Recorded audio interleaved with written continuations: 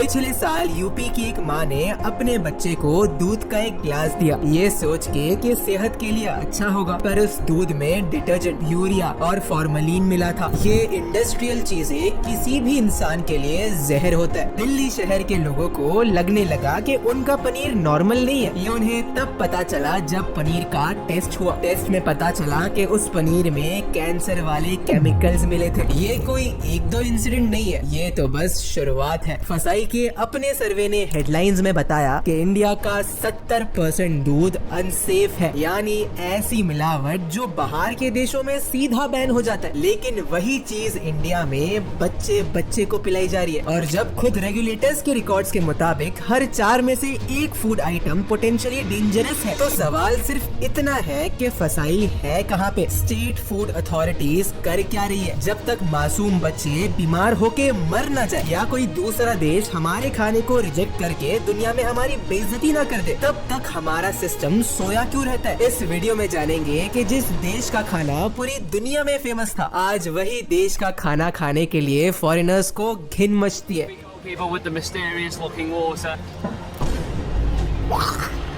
सवाल सिंपल है, standard setting है पर स्टैंडर्ड कीपिंग कहाँ है? लॉज है पर एनफोर्समेंट कहाँ है? जब फसाई और स्टेट फूड अथॉरिटीज हमारे खाने की सुरक्षा के लिए बनाए, तो फिर हमारे प्लेट में जहर कैसे आ रहा है?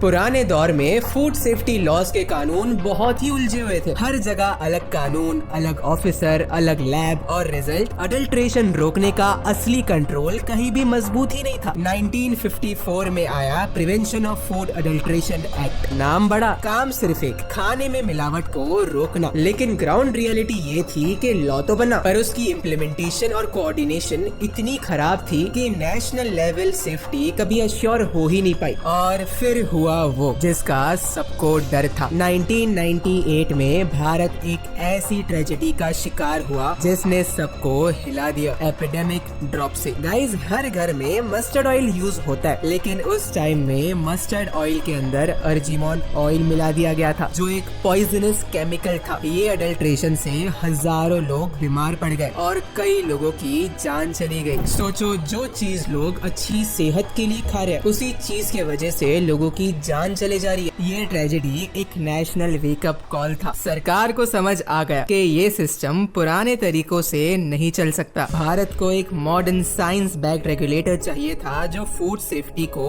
बटे हुए अप्रोच से नहीं, एक सिंगल स्ट्रॉन्ग फ्रेमवर्क में ले आए। इसी हादसे के बाद 2006 में जन्म होता है food safety and standards act. इस एक्ट ने सारे पुराने लॉज को एक जगह जोड़ दिया और बनाई गई एक सिंगल अथॉरिटी, फसाई, food safety and standards authority of India. इसका मिशन क्लियर था। पहला, साइंस बैक्ड फूड स्टैंडर्ड्स बनाना। दूसरा, फूड बिजनेस को लाइसेंस देना। तीसरा, इंपोर्ट्स को रेगुलेट करना ताकि जो खाना बाहर से आए वो भी सेफ हो। चौथा, स्टेट्स के साथ कोऑर्डिनेट करना और इंस्पेक्शन को स्ट्रीमलाइन करना। लोगों ने सोचा कि अब सब बदल जाएगा, अब खाना सेफ होगा, मिलावट खत्म होगी और हम बिना डर के अपने बच्चों को खाना खिला पाएंगे। लेकिन रियलिटी कुछ और थी। 2017 में जब सीएजी की परफॉर्मेंस ऑडिट रिपोर्ट आई तो सच का पर्दाफाश हो गया। ऑडिट ने दिखाया कि फसाई का फूड सेफ्टी का सिस्टम अंदर से खोखला है। रेगुलेशंस अधूरे बने थे, एसओपीज का नामो निशान नहीं था और फूड सेफ्टी स्टैंडर्ड्स अपडेट होते होते इतना डिले हो जाते कि मार्केट के डेंजरस प्रोडक्ट कस्टमर की प्लेट तक पहुंच जाते। यहाँ तक के प्रोडक्ट अप्रूवल में सुप्रीम कोर्ट को इंटरफेयर करना पड़ा, क्योंकि फसाई खुद ही इलीगल तरीके से अप्रूवल चला रहा था। जो सिस्टम को अनसेफ खाना रोकना था, वही सिस्टम लॉ के अगेंस्ट काम कर रहा था। लाइसेंसिंग का हाल और भी अजीब था। अधूरे डॉक्यूमेंट्स के बावजूद लाइसेंसेस इशू हो रहे थे, ना कोई सर्वे हो रहे थे, ना कोई रिस्क बेस्ड इंस्पेक्शन प्लान हो रहे थे। कोई भी फूड बिजनेस रैंडमली चेक हो जाते और किसी को भी अप्रूवल मिल जाता, यानी कोई सिस्टम था ही नहीं। अब बात करते हैं लैब्स की, जिसके अंदर टेस्टिंग करने से पता चलता है कि खाना सेफ है कि नहीं। 2016 तक 72 स्टेट लैब्स में में सिर्फ 7 लैब्स NABL सर्टिफाइड थे, यानी वो लैब्स इंटरनेशनल लेवल के स्टैंडर्ड्स मीट करते थे, और वो थे 7। और बाकी के बचे हुए लैब्स बिलो एवरेज कंडीशन के थे। ऐसे लैब्स में पेस्टिसाइड्स, हेवी मेटल्स और माइक्रोब्स जैसे बेसिक पैरामीटर टेस्ट करने की कैपेसिटी ही नहीं थी। मतलब मेजॉरिटी लैब्स में फूड अडल्ट्रेशन डिटेक्ट करना इम्पॉसिबल था। और इम्पोर्ट्स का भी वही हाल। फॉरेन अलर्ट्स आते थे, सस्पिशियस रिपोर्ट्स तक आती थी, पर फसाई का रिस्पॉन्स इतना स्लो मोशन में होता कि बाहर का अनसेफ खाना इंडिया के बाजार में आसानी से आ जाता, और वहाँ से कोई बीमार या मौत हो जाए तब रेगुलेटर्स को